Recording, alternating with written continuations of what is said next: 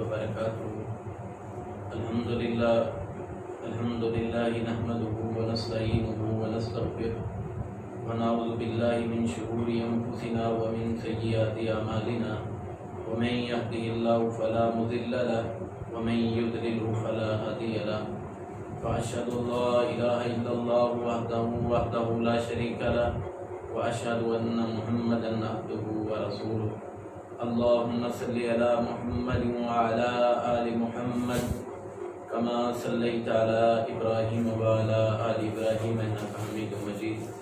اللهم بارك على محمد وعلى آل محمد كما باركت على إبراهيم وعلى آل إبراهيم إنك حميد مجيد. أما بعد، فإن خير الحديث كتاب الله، وخير الهدي هدي محمد صلى الله عليه وسلم، وشر الأمور محدثاتها، وكل محدثة بدعة، وكل محدثة بدعة، وكل ضلالة في النار. رب اشرح لي صدري ويسر لي أمري واحلل عقدة من لساني يفقهوا قولي. رب زدني علما، رب زدني علما.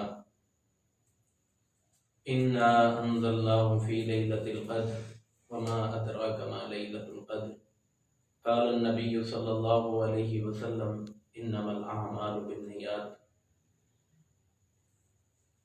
محترم معزز سامعین و ناظرین کرام، الحمدللہ اللہ تعالیٰ کے فضل و کرم سے سرزمین جامپور پہ اللہ تعالیٰ نے دورہ تفسیر القرآن کروانے کا موقع نصیب فرمایا ہے. یہ ہمارا سلسلہ الحمدللہ تیسرے سال سے جاری و ساری ہے.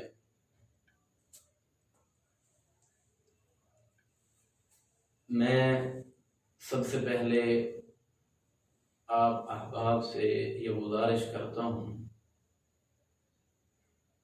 کہ اخلاص نیت، خلوص نیت یہ بہت بڑی چیز ہے. اس کا فیض یاب ہونا انسان کا اچھے ہونے کی نشانی ہے. اگر بندہ کوئی کام بھی کرے، نیت اچھی نہ ہو تو وہ کام اس کا رائگاں ہے، بیکار ہے. جو میں نے روایت آپ احباب کے سامنے تلاوت کی، اس کے راوی سیدنا عمر بن خطاب رضی اللہ تعالی عنہ ہیں. آپ نے 6 نبوت کو اسلام قبول کیا اور مسلمانوں کے دوسرے خلیفہ بنے، اور پھر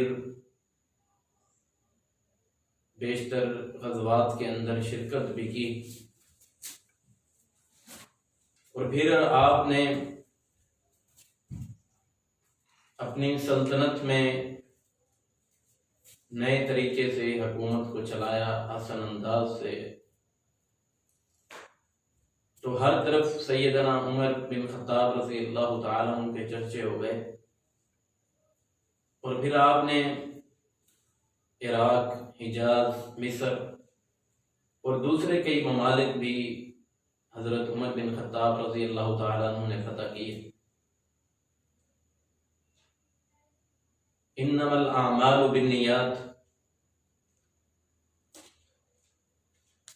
نیت جو ہے یہ عربی کا لفظ ہے جو نوا سے مشتق ہے، اور نوا کی جمع النوات ہے، جس کا معنی یہ ہوتا ہے کہ کھجور کی گٹھلی. یہ نیت کے لغوی معنی ہے، اور اصطلاحی معنی نیت کے دیگر علماء کرام نے بہت زیادہ کی ہے. میں چند ایک کا تذکرہ آپ احباب کے سامنے کروں گا. امام نووی رحمہ اللہ نے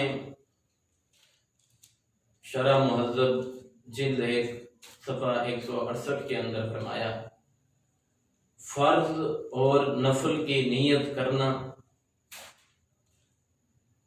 یہ نیت ہی کہلاتا ہے۔ اور حافظ ابن حجر رحمہ اللہ نے فتح الباری جلد 1 صفحہ 12-13 پہ لکھا ہے کہ نیت وہ ہے کہ جس کام کرنے کا بندہ ارادہ کرتا ہے اسے نیت کہتے ہیں۔ اور امام شافعی رحمہ اللہ نے شرح مہذب کے اندر فرمایا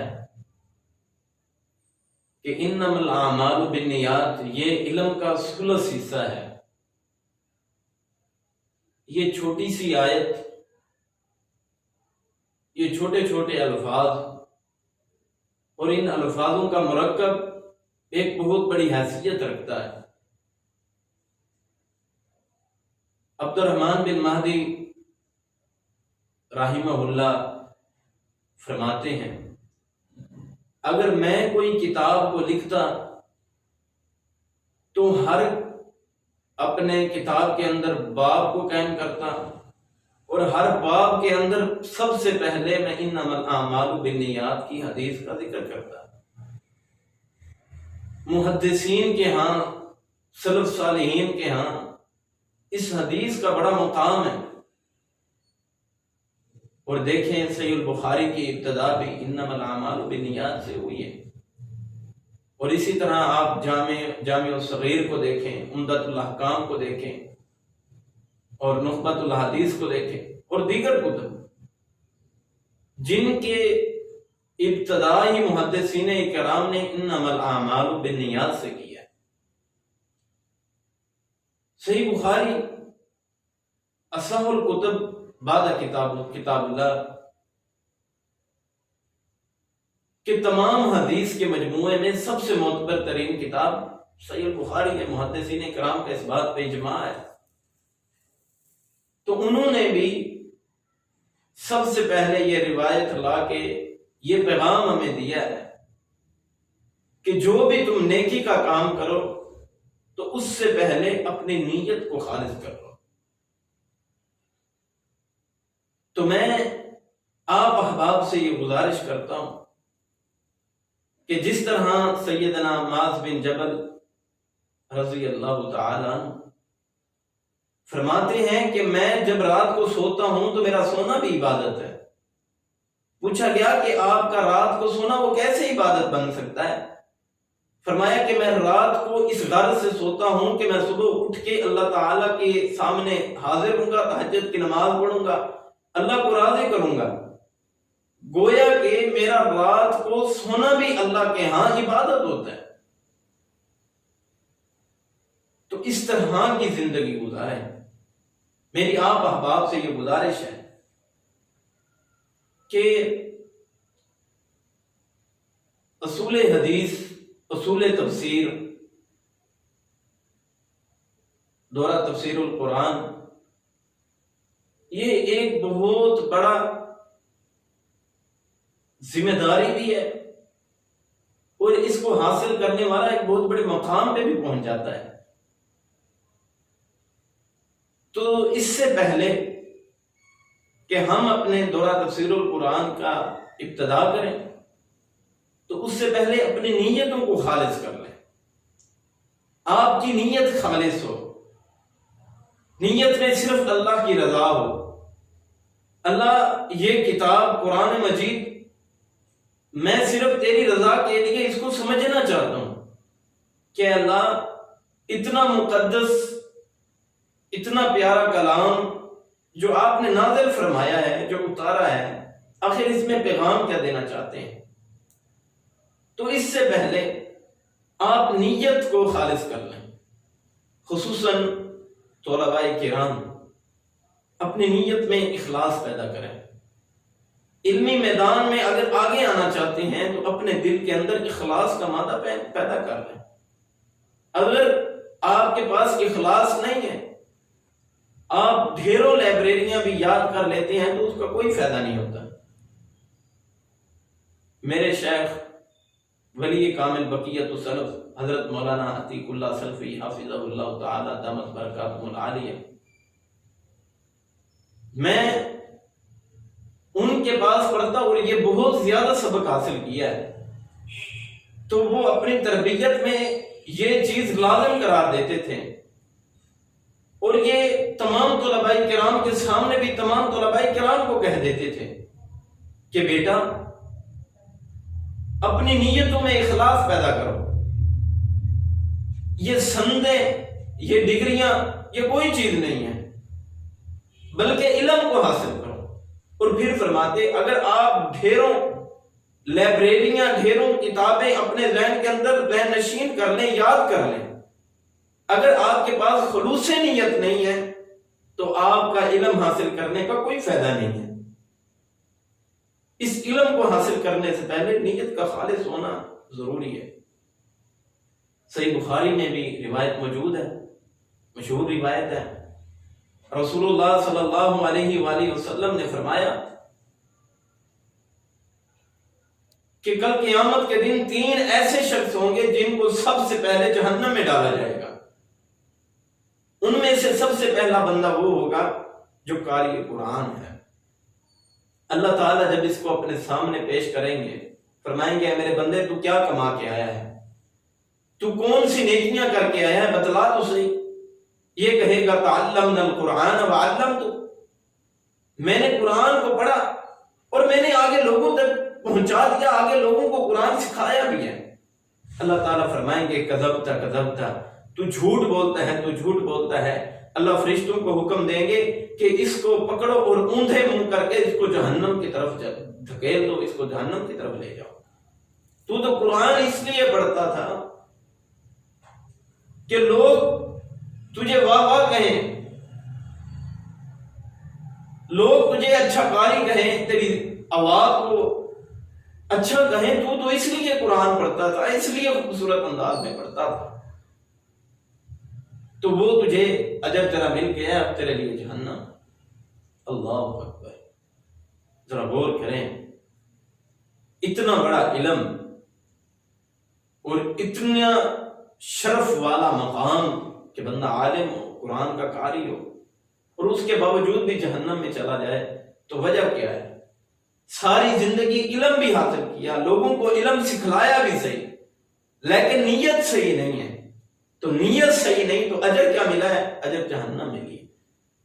اگر اجر اچھا ہو تو حبیب کائنات جناب محمد رسول اللہ صلی اللہ علیہ وسلم نے فرمایا کہ جو قاری قرآن ہے، حافظ ہے، تو کل قیامت کے دن اللہ تعالیٰ اسے حکم دیں گے کہ تم بسم اللہ سے شروع کر قرآن مجید کو والناس پہ جہاں پہ جا کے ختم کرے، تو اوپر چڑھتا جا، جہاں پر جا کے والناس کی سین ہوگی وہ تیرا محل ہوگا، وہ تیرا مقام ہوگا۔ یہ صرف معاملہ نیت کا ہے، نیت میں اخلاص ہے تو آپ کی نیکی قبول ہے۔ اگر نیت میں اخلاص نہیں ہے تو پھر آپ کا وہ عمل کیا وہ قابل قبول نہیں ہوگا، وہ رائے گا چلا جائے گا۔ نیت کو اچھا کریں، اگر نیت آپ اچھی نہیں کر سکتے تو پھر آپ کے اعمال کرنا وہ فضول جائیں گے۔ اور دوسرا بندہ جب اللہ کے سامنے پیش ہوگا کہے گا اے اللہ میں جہاد کرتا رہا، میں تیری راہ میں جنگیں لڑتا رہا۔ اللہ فرمائیں گے کذبتا کذبتا، تو جھوٹ بولتا ہے، تو نے تو جنگیں اس لیے لڑی، تو غزوات میں شرکت اس لیے کرتا رہا کہ لوگ کہیں تجھے کہ تو بڑا بہادر انسان ہے، تو بڑا دلیر انسان ہے، تو بڑے شجاعت والا دلیری والا بندہ ہے۔ تو نے تو صرف اس لیے یہ کام کیے کہ لوگ کہیں کہ اتنے کفار کو اس نے قتل کر دیا، یہ کر دیا، وہ کر دیا۔ وَقِدْ قِيلَ، تحقیق وہ کہہ دی گیا تیرے لیے، اب میرے پاس تیرے لیے کوئی اجر نہیں ہے۔ اللہ اپنے فرشتوں کو حکم دیں گے کہ اس بندے کو بھی پکڑ کے اوندھے منہ کر کے اس کو بھی جہنم میں ڈال دیا جائے۔ اور تیسرا بندہ اللہ کے سامنے پیش ہوگا، یہ مالدار، غنی مالدار خرچ کرتا ہے دنیا میں غریبوں پہ، یتیموں پہ، مساکین پہ۔ اللہ فرمائیں گے میرے بندے تو کیا کر کے ہے؟ کہے گا اللہ تیری رضا کی خاطر غریبوں کی مدد کی ہے، یتیموں کی مدد کی ہے، بیواؤں کی مدد کی ہے، مساکین کی مدد کی ہے۔ اللہ تیری رضا کے لیے میں نے اولڈ ہاؤس بنوائے ہیں، اللہ تیری رضا کے لیے میں نے مساجد بنائی ہیں، اللہ تیری رضا کے لیے میں نے واٹر پلانٹ لگوائے ہیں، اللہ تیری رضا کے لیے میں نے غریب بندوں کے مکانات بنوائے ہیں، میں نے موٹر پمپ لگوا کے دیا ہے، میں نے غریب بیٹیوں کو جہیز دیا ہے۔ اللہ فرمائیں گے کذبت، تم جھوٹ بولتا ہے، تم تو اس لیے خرچ کرتا تھا کہ لوگ کہیں کہ یہ بڑا چودھری صاحب ہے، یہ بہت بڑے سخاوت کرنے والا ہے، یہ بہت بڑا غنی ہے۔ وقد قیل، تحقیق وہ تیرے لیے کہہ دیا گیا، دنیا میں تو اس کا اجر لے کے پہنچ گیا ہے۔ حضرات ذرا غور کریں، صرف نیت کے بل بوتے اس کا اجر ملنا ہے۔ میرے شیخ ولی کامل حضرت مولانا عتیق اللہ سلفی حافظہ اللہ تعالی، ان کے اندر میں نے خلوص نیت بہت زیادہ دیکھا ہے، اور یہی وجہ ہے جب بھی کوئی جامعہ کی تعریف کر دے یا ان کی شخصیت کی تعریف کر دے تو فوراً ہاتھ جوڑ لیتے ہیں اور ہاتھ مان لیتے ہیں، اللہ یہ تیری قدرت کے کرشمے ہے، میں کوئی چیز نہیں ہوں۔ یہ ہے اخلاص نیت۔ ایسے مخلص بنو کہ رب کو پسند آ جائے۔ حضرات دل میں اخلاص نیت کا ہونا، مخلص ہونا، خلوص نیت کا ہونا، یہ سب سے ضروری ہے۔ امام احمد بن حنبل رحمہ اللہ سے ایک شخص نے پوچھا کہ اگر بندہ اپنی نیت کو چیک کرنا چاہے کہ میری نیت اچھی ہے یا بری ہے تو وہ کیسے اندازہ لگائے کہ میری اچھی یا بری نیت ہے؟ فرمانے لگے کہ بندہ جب اپنی نیت کو پرکھے اور دیکھے تو پھر یہ غور کرے، جو کام شروع کر رہا ہے تو اس کام میں اگر اللہ کی رضا ہو تو وہ کام کر دے، اگر اس کام میں ریاکاری ہو، دکھلاوا ہو تو اس کام کو چھوڑ دے، اور اس وقت تک اس نیکی کو بھی نہ کرے جب تک اس کی نیت خالص نہ ہو جائے، وہ ریاکاری، وہ دکھلاوا دور نہ ہو جائے اس کے دل سے، اس وقت تک نیکی نہ کرے، نیکی چھوڑ دے۔ یہ ہے خلوص نیت، اخلاص نیت کا ہونا، یہ سب سے ضروری چیز ہے۔ دورہ تفسیر القرآن کے لیے سب سے پہلے میں بھی اور آپ بھی صرف اس عزم سے پڑھیں کہ اے اللہ، رمضان المبارک کی عظیم سعادتیں اور برکتیں لوٹنے کے لیے ہم زیادہ سے زیادہ اپنا وقت تیری راہ میں خرچ کرنا چاہتے ہیں۔ صرف اللہ کی رضا مقصود ہو تو پھر آپ کا عمل قبول ہوگا، آپ کی نیکی قبول ہوگی۔ اور صحیح بخاری میں روایت ہے، قال رسول اللہ صلی اللہ علیہ وسلم، من صام رمضان ایمانا و احتسابا غفر له ما تقدم من ذنبه۔ رسول اللہ صلی اللہ علیہ وسلم نے فرمایا، جس نے اپنی نیت اچھی کر کے، اچھی نیت کے ساتھ، جس نے 1 ماہ کے روزے رکھے، اللہ تعالیٰ اس نیت کے بلبوتے، اس نے 1 ماہ کے روزے رکھے ہیں، اللہ تعالیٰ اس کے سابقہ تمام گناہوں پہ معافی کا قلم پھیر دے گا۔ صرف ایک نیت خالص کریں، نیت اچھی کریں۔ اگر آپ کی نیت اچھی نہیں ہے تو بھائیو کوئی فائدہ نہیں ہے، کوئی فائدہ نہیں ہے۔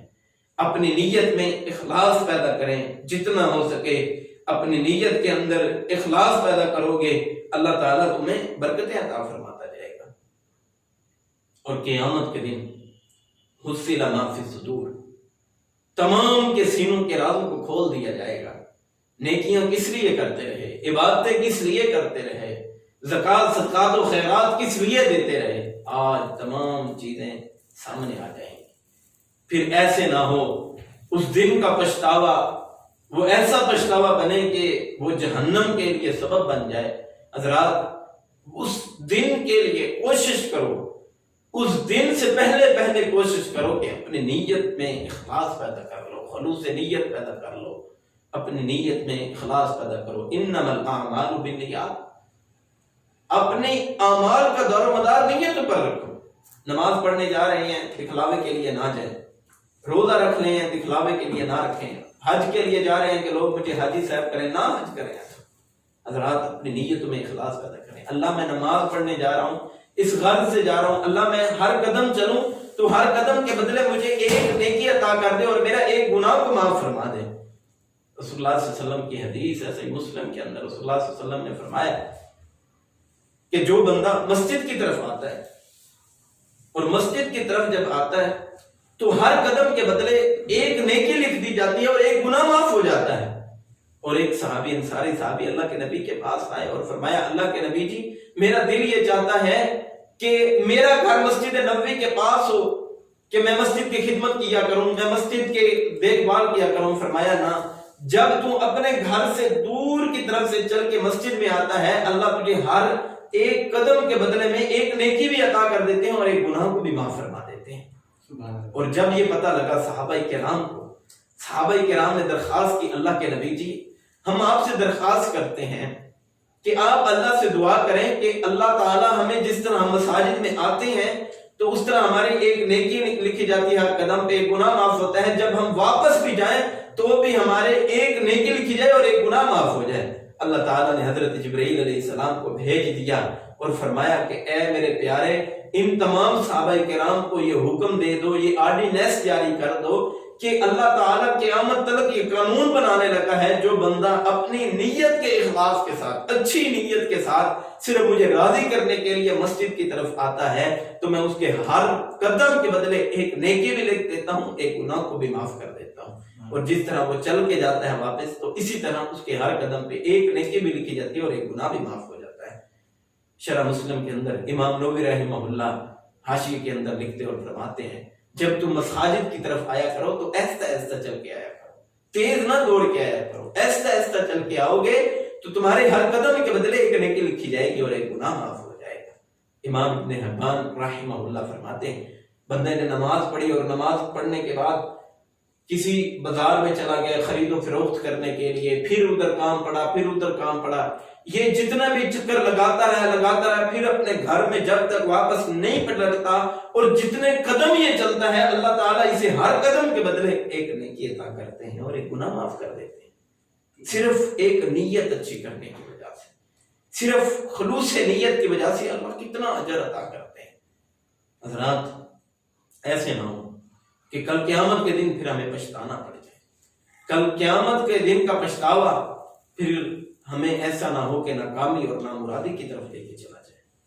دورہ تفسیر القرآن سے پہلے میری آپ کو وصیت ہے کہ نصیحت ہے کہ آپ نے اپنی نیت کو خالص کرنا ہے، اپنی نیتوں میں اخلاص پیدا کرنا ہے۔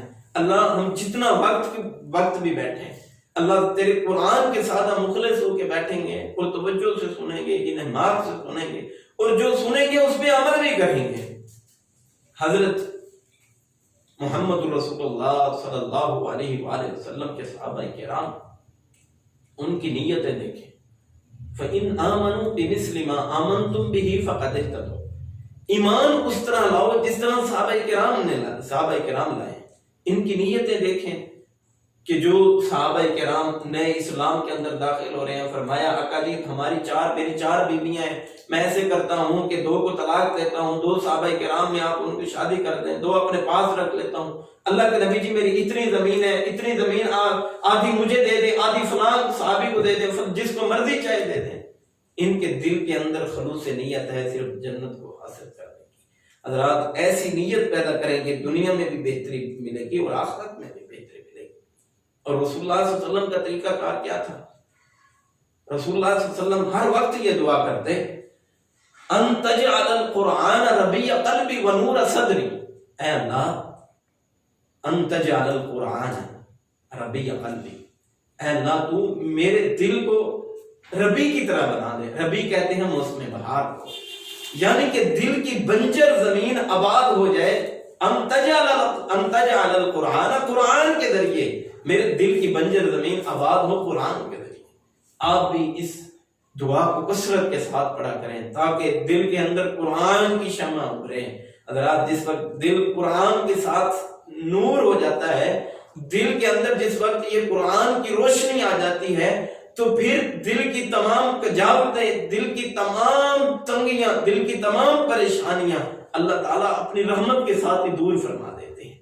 حضرات ایسا دل ہو جس میں قرآن کی محبت ہو، جس اس دل میں حدیث کی محبت ہو، صحابہ کرام کی محبت ہو، ایسا دل بنائیں اور اس دعا کو کثرت کے ساتھ پڑھتے جائیں۔ اللہ تعالیٰ تمہاری زندگیوں میں برکتیں دیتا جائے گا۔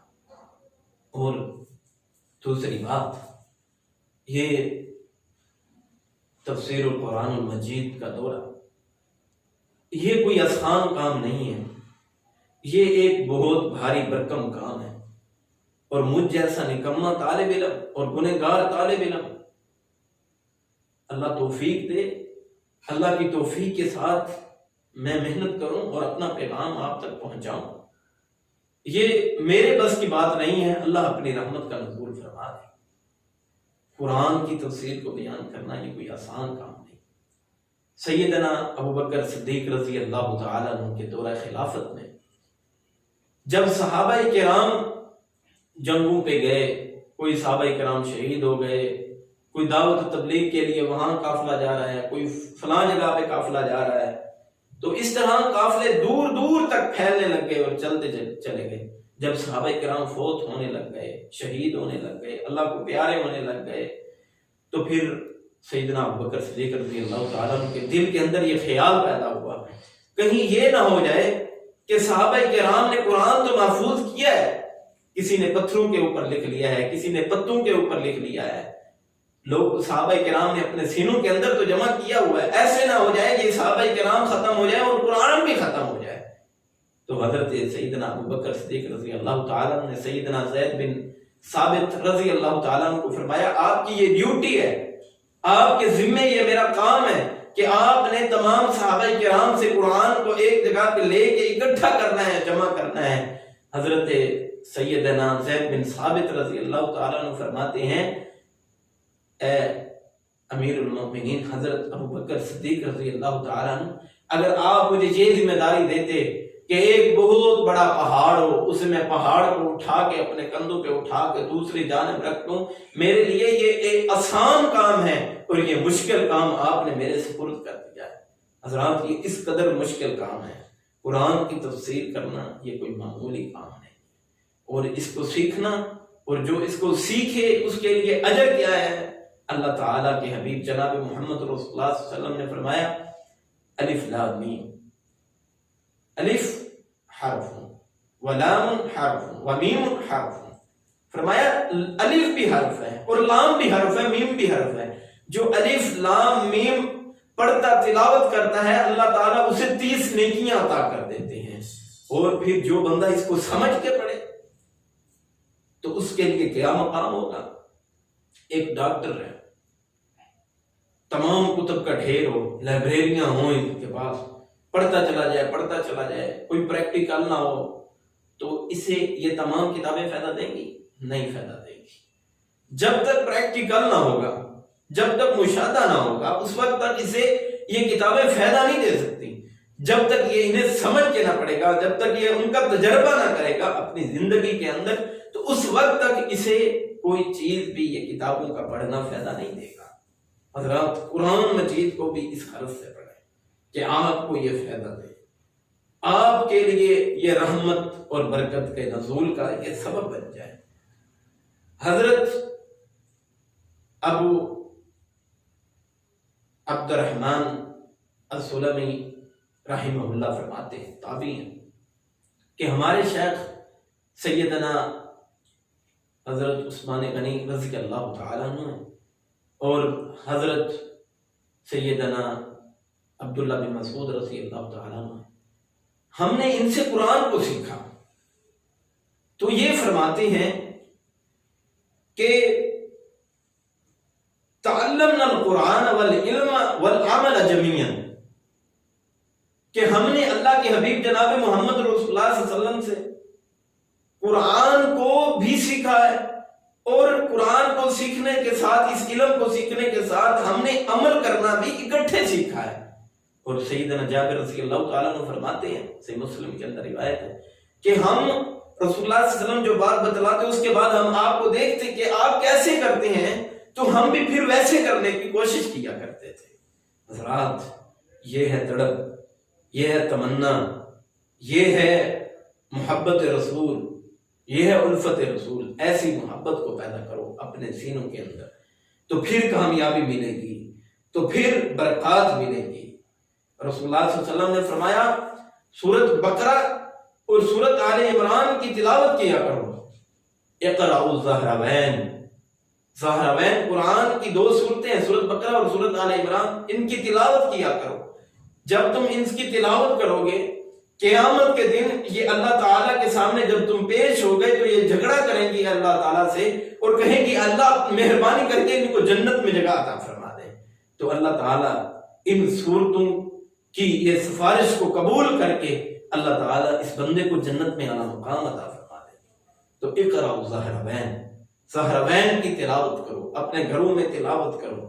اگر تلاوت نہیں کر سکتے، پڑھنا نہیں آتا، تو اپنے گھروں کے اندر، اپنے میموری کارڈ کے اندر، کیسٹوں کے اندر، سیریز کے اندر آپ ان کی تلاوت کو چلا دیں. انشاءاللہ جنات بھی نہیں ہوں گے، عفریت بھی نہیں ہوں گے، پریشانیاں ختم ہو جائیں گی، تکالیف ختم ہو جائیں گی. اور دوسری خوشخبری یہ ہے کہ قیامت والے دن تمہارے لیے سفارش کر کے تمہیں جنت الفردوس میں بھی لے جائیں گی.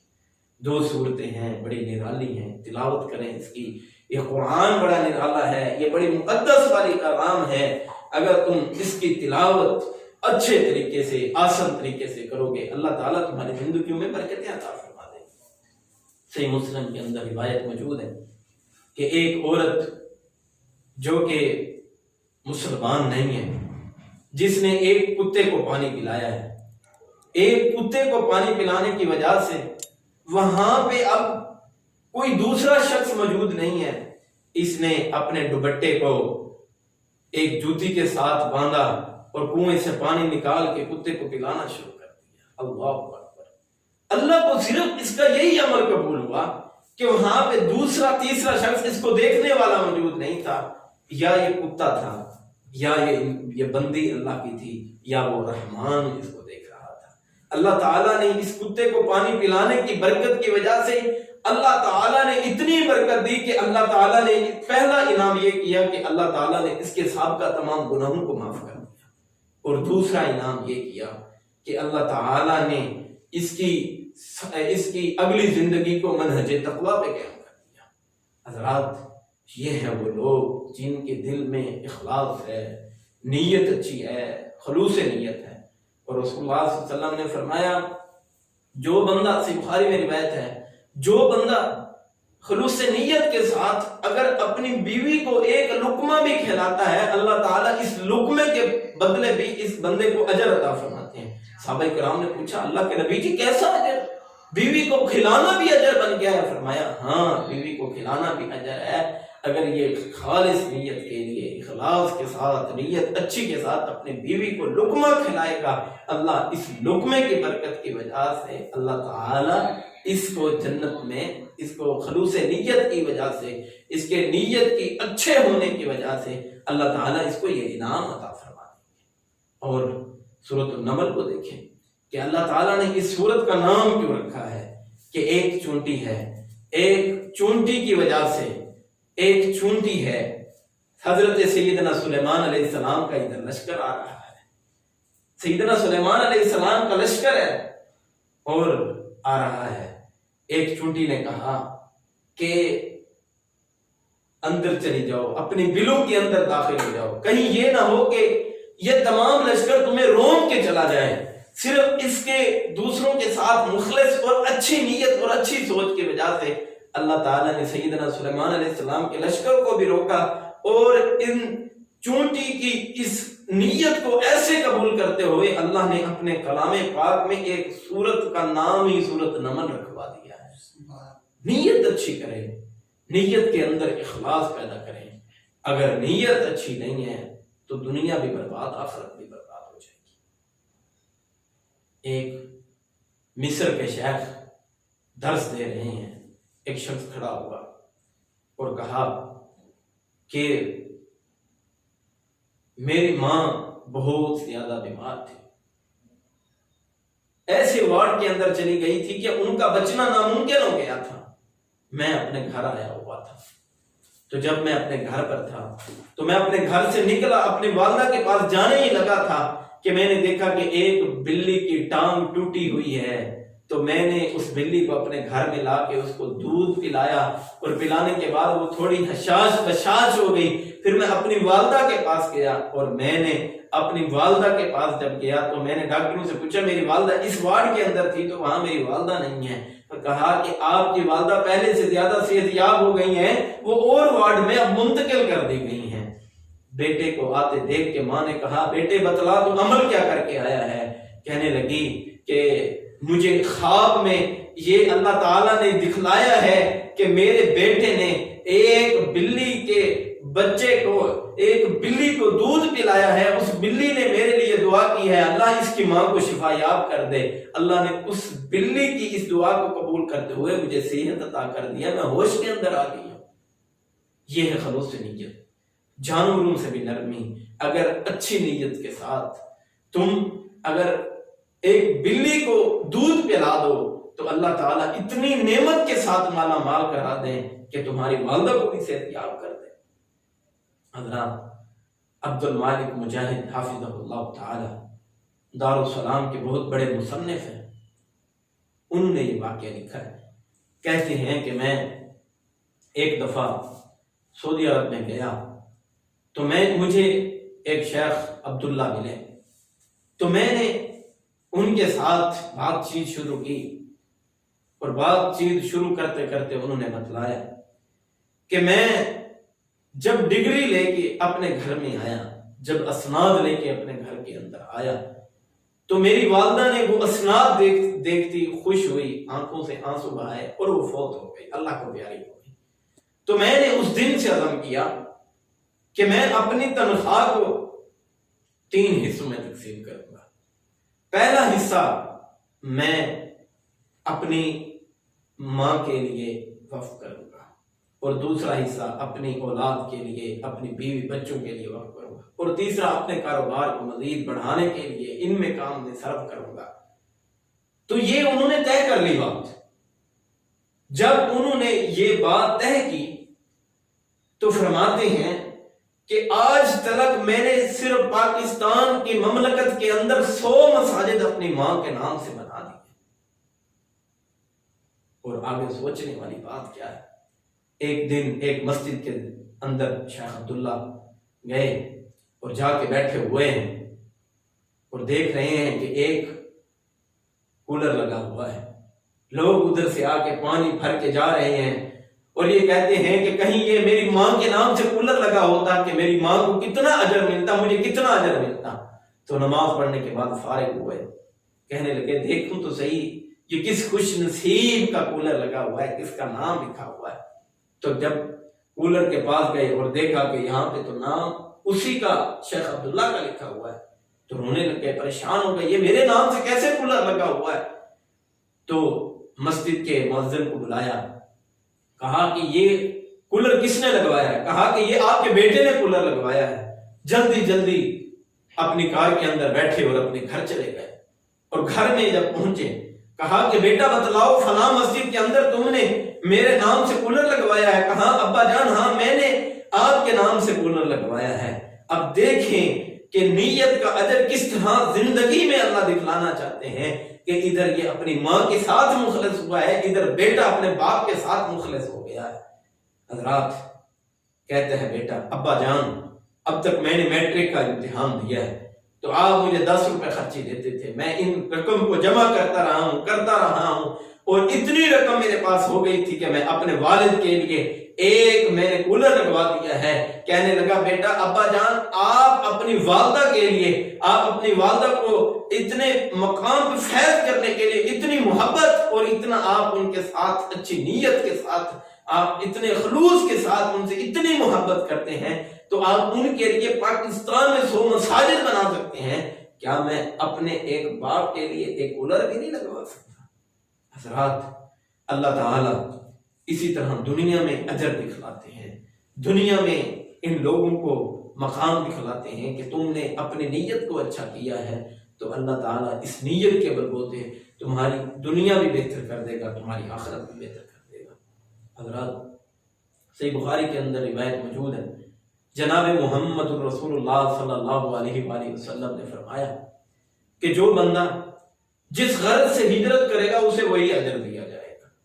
ہجرت کی ہے ایک مقام سے دوسرے مقام کے لیے، مثال کے طور پہ ہم پاکستان کو چھوڑ کے جاتے ہیں، اللہ تیرے گھر کے نزدیک جگہ مل جائے، دن رات عبادتیں کرتے رہیں، یہ اچھی نیت ہے۔ تو دوسرا بندہ جس کی نیت کیا ہے کہ میں جاؤں سعودی عرب میں، دبئی میں جاؤں کاروبار کرنے کے لیے، میں وہاں پہ جا کے اپنی شاپ کھولوں، اپنا کاروبار چمکاؤں، تو ان دونوں کی نیتوں میں فرق ہے۔ اگر نیت اچھی ہوگی تو اجر بھی اچھا ملے گا۔ آئیے اپنے نیتوں کے اندر اخلاص پیدا کیجئے۔ اگر نیتوں کے اندر اخلاص پیدا ہو گیا تو دنیا میں بھی برکتیں، آخرت میں بھی برکتیں ملتی جائیں گی۔ اور رسول اللہ صلی اللہ علیہ وسلم کا فرمان ہے کہ جس بندے کی جس طرح نیت ہوگی اسے ویسا ہی اجر دیا جائے گا۔ اور ایک مقام پہ ارشاد فرمایا، خیرکم من تعلم القرآن وعلمہ۔ خیر کا لفظ یہاں پہ عموم کے لیے ہے۔ اب خیر برکت ہے، بھلائی ہے تمہارے لیے، دنیا میں نہیں۔ کیا تمہارے لیے آخرت میں بھلائی ہے؟ نہیں۔ کیا تمہارے لیے آخرت میں بھلائی ہے؟ نہیں۔ کیا تمہارے معاشرے کے لیے بھلائی ہے؟ نہیں۔ خیرکم من تعلم القرآن وعلمہ، جس بندے نے قرآن کو سیکھا اور آگے پیغام کو پہنچا دیا، اس پیغام کو عام کر دیا۔ خیر کا لفظ یہاں پہ عموم پہ دلالت کرتا ہے کہ اس کے لیے دنیا میں بھی بہتر ہے، اس کے لیے آخرت بھی بہتر ہوگی، اس کے لیے قبر بھی بہتر ہوگی، اس کے لیے معاشر کی سختیاں بھی بہتر ہوں گی، اس کے لیے نرمی ہوگی معاشر کے دن، پل صراط پہ چلنا اس کے لیے نرمی ہوگی۔ حضرات، اس کے لیے جنت میں جانے کے لیے یہ سبب بنے گی۔ اپنی نیتوں کے اندر اخلاص پیدا کر لیں۔ اگر نیتوں کے اندر اخلاص پیدا نہیں کر لیے تو پھر آپ کی زندگی بالکل فضول ہے۔ اللہ تعالیٰ کو وہ بندہ ناپسندیدہ بندہ ہے جس کی نیت اچھی نہیں ہے۔ حضرات، اپنی نیت کو اچھا کریں، اپنی نیت کو اللہ کی رضا کے لیے خالص کر لیں۔ اور تیسرا پیغام، پہلا پیغام یہ تھا کہ اپنی نیت کو اچھا کرنا ہے، دوسرا اس کتاب قرآن مجید کو سیکھنا اور اس کا مقام، اور تیسرا آج کے اس لیکچر کی آخری بات وہ یہ ہے کہ آگے آپ نے اس پیغام کو پہنچانا ہے۔ بلغوا انی ولو آیا، آپ تک ایک آیت بھی پہنچتی ہے تو آپ اس کو آگے پہنچا دو۔ آپ مبلغ اسلام بن چکے ہو، آپ کو لوگوں تک یہ پیغام پہنچانا یہ ضروری ہے۔ تو ایک حدیث آپ کو پتہ ہے تو آپ اس کو آگے پہنچا دیں۔ اور یاد رکھنا، صحیح بخاری میں سیدنا انس بن مالک رضی اللہ تعالیٰ عنہ فرماتے ہیں، ان احدثکم حدیثا کثیرا، کہ مجھے زیادہ حدیثیں بیان کرنے سے یہ بات منع کرتی ہے، یہ بات مجھے روکتی ہے کہ رسول اللہ صلی اللہ علیہ وسلم نے فرمایا، من تعمد علی کذبا فلیتبوأ مقعدہ من النار، جس بندے نے جان بوجھ کر مجھ پہ جھوٹ بولا وہ اپنا ٹھکانہ جہنم میں بنا لے۔ حضرات، ایسا نہ ہو کہ آپ لوگوں تک غلط دعوت، غلط پیغام کو پہنچاتے رہیں۔ تو اپنی نیتوں کے اندر اخلاص کے ساتھ ساتھ اس پیغام کو آگے پہنچانے میں بھی اللہ کا خوف اور ڈر رکھیں، وہی بات پہنچائیں جو حق کی بات ہو، جو سچی بات ہو، جو قرآن کے صحیح معنوں کی بات ہو، جو احادیث کی صحیح معنوں کے اندر شرح ہو، احادیث ہو۔ ایسے پیغام کو لوگوں تک پہنچاؤ تو دنیا میں بھی بہتری ملے گی، آخرت میں بھی بہتری ملے گی۔ اللہ سے دعا ہے کہ اللہ تعالی ہمارا یہ آج سے دورہ تفسیر کا آغاز کرنا اپنے لیے، ہمارے لیے رحمت کا، ہمارے لیے رحمت کا نزول فرمائے، اور ہمارے لیے مزید اس دورہ تفسیر کو چلانے میں ہماری رہنمائی، ہمارے لیے رحمت کا معاملہ فرمائے۔ اور جو اس کے منتظمین ہیں، جو سامعین ہیں، اللہ تعالیٰ ان کے کاروبار کے اندر، زندگیوں کے اندر اللہ تعالیٰ برکت عطا فرمائے۔ وآخر دعوانا الحمد للہ۔